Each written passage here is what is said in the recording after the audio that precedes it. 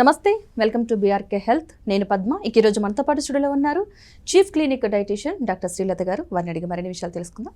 నమస్తే అండి. నమస్తే అండి. డాక్టర్ గారు, మలబద్ధక సమస్య ఇది ఈ మధ్యకాలంలో ఎక్కువగా వింటున్న వర్డ్. అది చాలామంది సమస్యతో బాధపడుతున్నాం. అసలు సొల్యూషన్ ఏంటి, ఎందుకు వస్తుంది అన్నదే తెలియదు.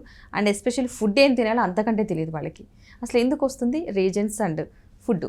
సో మలబద్ధకం అనేది మనకి యూజువల్గా డైటరీ కాసెస్ ఉంటుంది. సో కాన్స్టిపేషన్ అనేది కామన్ ప్రాబ్లం అయిపోయింది. మనకి చిన్నపిల్లల నుంచి కూడా చూస్తున్నాం మనం. అది పెద్దవాళ్ళ వరకు కూడా, అంటే వృద్ధుల వరకు కూడా, పీడియాట్రిక్ టు జీరియాట్రిక్ ప్రతి ఏజ్ గ్రూప్లో ఇది చాలా కామన్ అయిపోయింది. మనకి ఆహారంలో పీచు తక్కువ అయిపోయినప్పుడు కాన్స్టిపేషన్ వస్తుంది. అలాగే సరి అయిన ద్రవ పదార్థాలు తీసుకోకపోతే త్రూ ద డే మనం హైడ్రేషన్ సరిగ్గా లేకపోతే మోషన్ హార్డ్ అవ్వచ్చు. అలాగే మనకు కొన్ని రకాల food items, dry food items, పీచు లేని ఆహారం ఎక్కువ తీసుకోవడం వలన కాన్స్టిపేషన్ అవ్వచ్చు.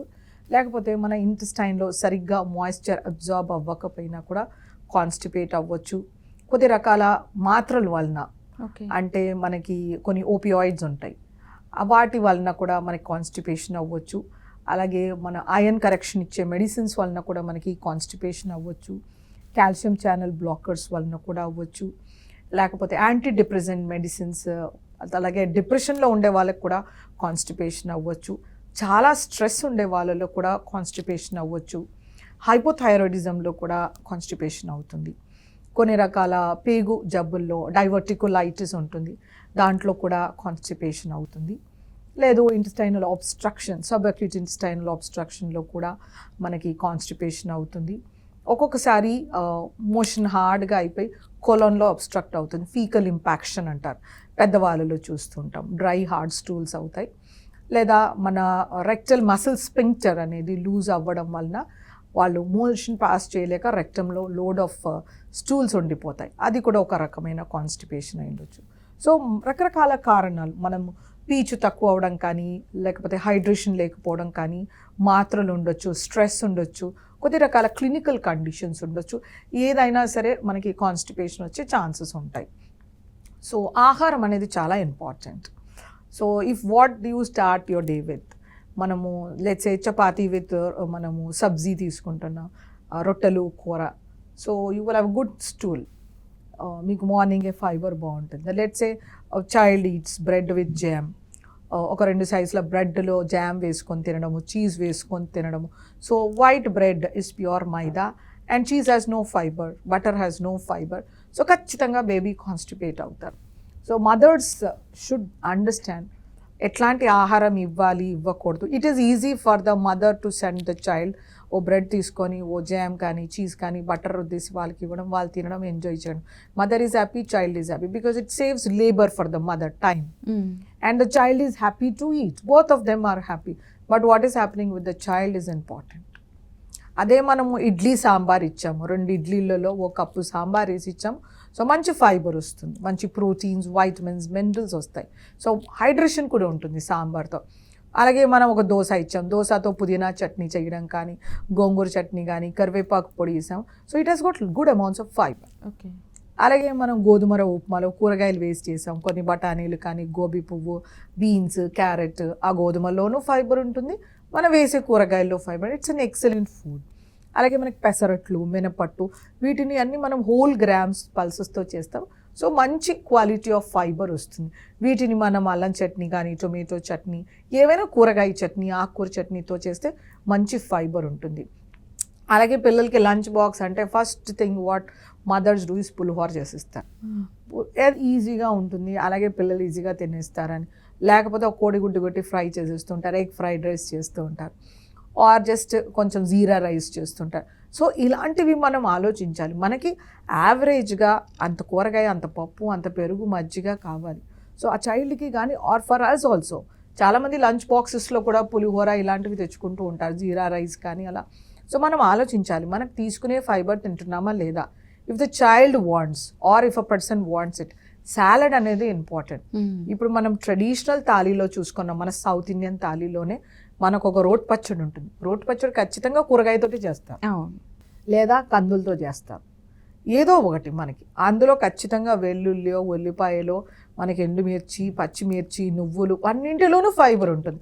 సో మనం ఫస్ట్ మీల్ స్టార్ట్ చేసేదే రోటి పచ్చడితో. సో ఖచ్చితంగా ఫైబర్ వచ్చేస్తుంది. అలాగే మనకి కూరగాయ ఉంటుంది, ఓ వెట్ కర్రీ, ఓ డ్రై కర్రీ ఉంటుంది, అలాగే పప్పుచారు కానీ, సాంబార్ కానీ, రసం కానీ ఉంటుంది. వీటిలన్నింటిలోనూ ధనియాలు, జీలకర్ర వేస్తే సోర్స్ ఆఫ్ ఫైబర్. కరివేపాకు ఉంటుంది, కొత్తిమీర ఉంటుంది, పచ్చిమిర్చి ఉంటుంది, కూరగాయలు వేస్తుంటాం, అలాగే కూరగాయ కర్రీ కూడా ఉంటుంది. ప్రతి దాంట్లోనూ మనం చూస్తే ట్రెడిషనల్ థాలీలో మంచి ఫైబర్ వస్తుంది. అలాగే మనము పెరుగు చట్నీలు చేసుకుంటూ ఉంటాం. సో వాటిల్లో కూడా మనకి ఫైబర్ వచ్చేస్తుంది. మనము తీసుకునే ఆహారం ట్రెడిషనల్ ఫుడ్లో ఎక్సలెంట్ ఫైబర్ ఉంటుంది.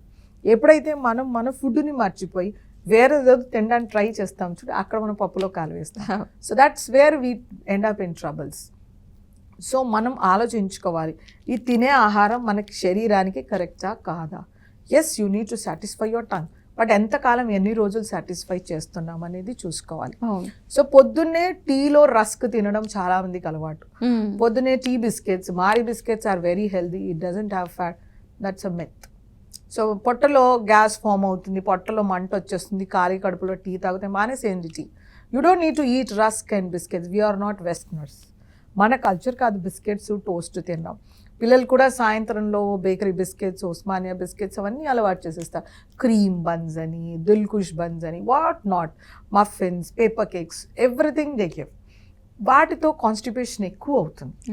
మనకి కల్చర్ ఏంటి, మరమరాలు తినడం వల్ల మన కల్చర్, అటుకులు తినడం మన కల్చర్, జంతికలు తినడం మన కల్చర్. జంతికలో వాము ఉంటుంది, నువ్వులు ఉంటాయి, జీలకర్ర ఉంటుంది, అన్ని రకాల మసాలా ఉంటుంది. So that is very good laxative for our intestine.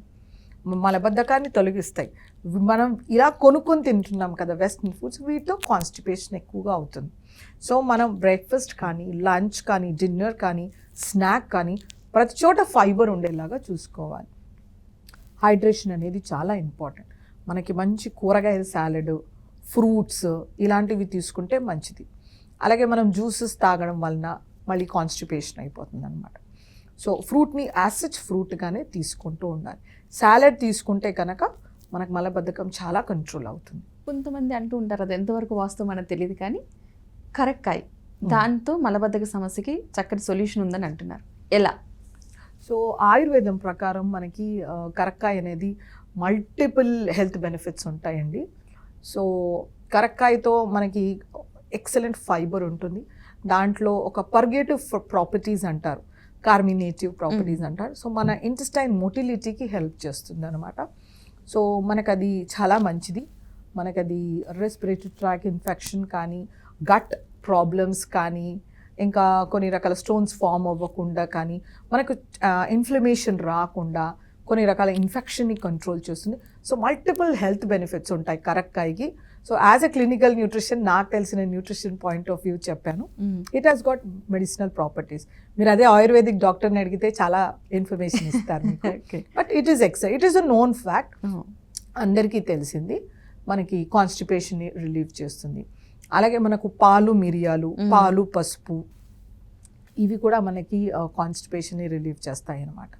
కొంతమందిలో చాలా హార్డ్ స్టూల్స్ ఫామ్ అయిపోతాయి, రాళ్ళలాగా మోషన్ ఫామ్ అవుతుంది, వాళ్ళు మోషన్ని బయటికి ఎక్స్పెల్ కూడా చేయలేకపోతారు.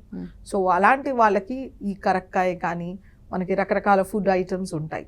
సో మనము చియా సీడ్స్ని నానబెట్టేసి పరిగడుపును తీసుకోవడం, అది మనం ఇన్ని చియా సీడ్స్ ఇన్ని వాటర్లో వేస్తే ఇంత గుజ్జులాగా ఫామ్ అయిపోతుంది.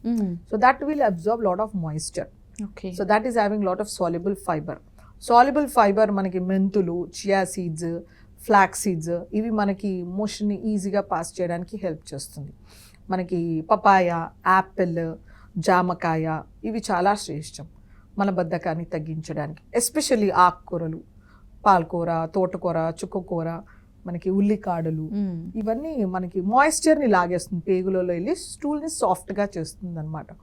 సో ఆకుకూరలు, కూరగాయలు మనకి బాగా ఉండి, అలాగే జొన్న రొట్టెలు, ఇది కూడా కాన్స్టిపేషన్ని రిలీవ్ చేస్తుంది.